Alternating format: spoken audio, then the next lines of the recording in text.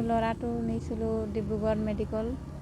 তো তাত 2মাহমান থাকিলোঁ, বেমাৰ ধৰি পোৱা নাছিলে। তো এতিয়া বেমাৰ ধৰা পৰিলে, তো ক'লে যে ব্ৰেইন টিউমাৰ হয় বুলি ক'লে।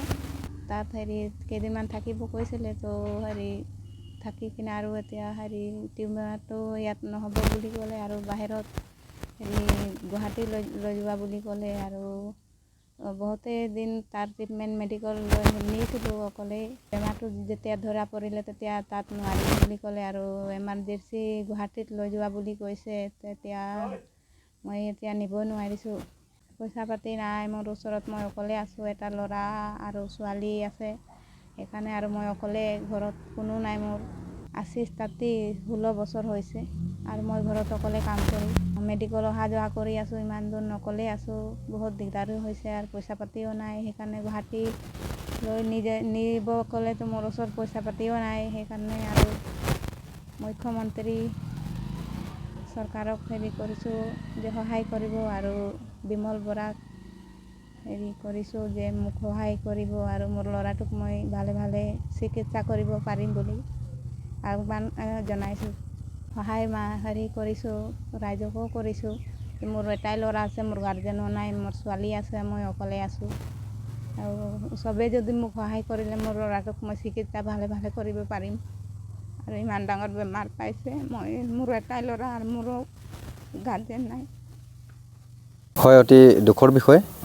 আমাৰ হালমাৰী চাহ বাগিচাৰ পথাৰ লাইনৰ নিবাসী স্বৰ্গীয় ৰুণ তাঁতীৰ পুত্ৰ আশীষ তাঁতী, যিটো অসম মেডিকেল চিকিৎসা বিদ্যালয়ত ভৰ্তি আছিলে। তেখেতক ডক্টৰে উন্নত চিকিৎসাৰ বাবে ব্ৰেইন টিউমাৰ হোৱাৰ বাবে গুৱাহাটী মেডিকেললৈ ৰেফাৰ কৰিছে। যিহেতু পৰিয়ালটো একমাত্ৰ মা আৰু পুত্ৰ আছে, পুত্ৰটোৱে বেমাৰী। টকা পইচাৰ অভাৱৰ কাৰণে সিহঁতি ট্ৰিটমেণ্ট কৰিব পৰা নাই। আমি দলঙতে বা ৰাইজ সমাজে যিমান সহায় কৰিলেও যথেষ্ট পৰিমাণৰ টকা অভাৱ হৈছে। ইমান টকাৰ আমি যিমান সহায় কৰিলেও আমাৰ যথেষ্ট নহয়। সেয়েহে আমি মুখ্যমন্ত্ৰী ডাঙৰীয়া, আমাৰ স্থানীয় মন্ত্ৰী বিমল বৰা ডাঙৰীয়াকো আমি আহ্বান জনাইছোঁ যে এই দুৰ্ভাগ্য পৰিয়ালটোক সহায় কৰিবলৈ আগবাঢ়ি আহি যেন আৰু তেখেতৰ ল'ৰাটোক সুকলমে বচাই আনিব পাৰে। এয়ে মই চৰকাৰলৈ আহ্বান, আৰু বিভিন্ন জাতি ধৰ্ম ভাষা নিৰ্বিশেষে সকলোকে মই সহায় বিচাৰিছোঁ যে আপোনালোকে আগবাঢ়ি আহক সহায়ৰ কাৰণে। এইটো মই জনালোঁ। হালমাৰী পথাৰ লাইনৰ আছিম তাঁতী, যিটো অসম মেডিকেল কলেজৰ পৰা আমি ছুটি কৰি ঘৰত আনিছোঁ, ইমাৰ্জেঞ্চি পৰ্যায়ত আনিছোঁ। কাৰণ ডিব্ৰুগড় মেডিকেলত সিহঁতি নোৱাৰিম বুলি ক'লে। এইটো উন্নত চিকিৎসাৰ বাবে, ব্ৰেইন টিউমাৰৰ কাৰণে উন্নত চিকিৎসাৰ বাবে গুৱাহাটীলৈ প্ৰেৰণ কৰিছে। টকা পইচাৰ অভাৱৰ কাৰণে তেখেতৰ দুৰ্ভাগ্য পৰিয়ালটো উচিত ট্ৰিটমেণ্ট কৰিব নোৱাৰাৰ কাৰণে এমাৰ্জেঞ্চি অৱস্থাত ঘৰত থৈ দিছে। সেইটোৱে দুখৰ বিষয়।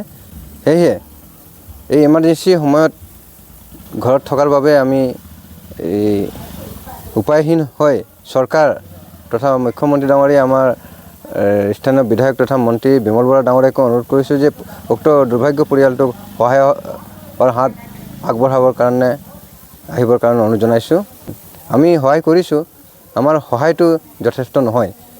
বুজান পৰিমাণৰ এটা টকাৰ আৰ্থিক ধনৰ দৰকাৰ হৈছে।